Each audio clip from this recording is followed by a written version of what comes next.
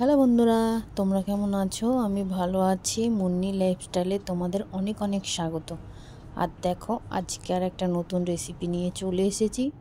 আজকে রেসিপি হলো ওলকচু আলু দিয়ে কাতলা মাছের ঝোল। ওলকচু আলু দিয়ে কাতলা মাছের ঝোল আমি কিভাবে বানাই চলো তোমাদের একটু শেয়ার করি। দেখো, প্রথমেই আলুগুলো আর ওলকচুগুলোকে এরমভাবে আমি কেটে নিয়েছি। লম্বা করে আলু কেটেছি, পিস ছোট ছোট ডুম্বো ডুম্বো করে ওলকচুগুলোকে কেটে নিয়েছি। আর কিছু মশলা রেডি করে নিয়েছি, পেঁয়াজ, আদা রসুনের পেস্ট আর গুঁড়ো মশলা যা যা লাগে, হলুদ গুঁড়ো, লঙ্কার গুঁড়ো, জিরের গুঁড়ো আর ধনের গুঁড়ো সামান্য। আর একদিকে দেখো, মাছ ভাজতে বসিয়ে দিয়েছি। মাছ ভাজা হয়ে গেছে। ওই তেলেতে আমি আলু আর ওই তেলেতে ওল ভেজে নিয়েছি। আর দেখো, কড়াইতে তেল গরমই ছিল, তার মধ্যে সামান্য পরিমাণে দিয়ে দিলাম জিরেটাকে একটু ভেজে নেব।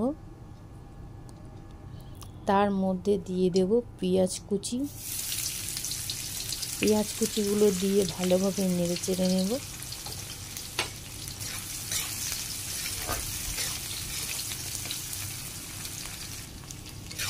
পেঁয়াজ কুচিটা এবার দেখো অনেকটা ভাজা হয়ে গেছে।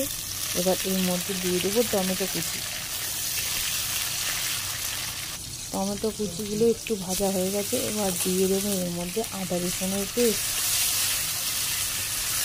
ওটাকে দিয়ে ভালোভাবে নেড়ে চেড়ে নেব। আর এর মধ্যে দিয়ে দেবো ওই যা মশলা আমি এক জায়গায় করে রেখে দিয়েছিলাম, লঙ্কা গুঁড়ো, হলুদ গুঁড়ো, জিরে গুঁড়ো আর ধনে গুঁড়ো দিয়ে ভালোভাবে নেড়ে চেড়ে নেব। আর সামান্য নুন দিয়ে দেবো, দিয়ে ভালোভাবে কষিয়ে নেব মশলাটাকে। সামান্য একটু জল দিয়ে কষিয়ে নেব। কষানো প্রায় হয়ে গেছে।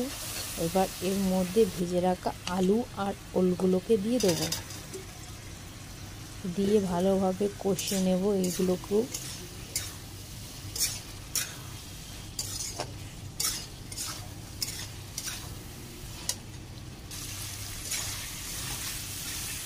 দেখো বন্ধুরা, ভালোভাবে কষানো হয়ে গেছে। এবার এর মধ্যে পরিমাণ মতন দিয়ে দেব জল দিয়ে ভালোভাবে নেড়ে চেড়ে একটু ঢাকা দিয়ে ফুটতে দেব। ফুটে গেছে দেখো বন্ধুরা। এবার এর মধ্যে দিয়ে দেব একে একে মাছগুলো।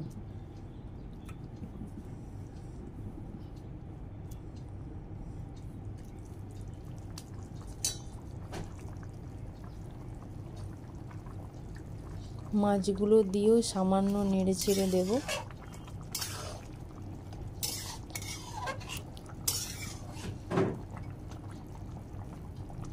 দিয়ে ঢাকা দিয়ে ফুটতে দিলে রেডি আমাদের মাছ দিয়ে ওল দিয়ে আলু দিয়ে ঝোল।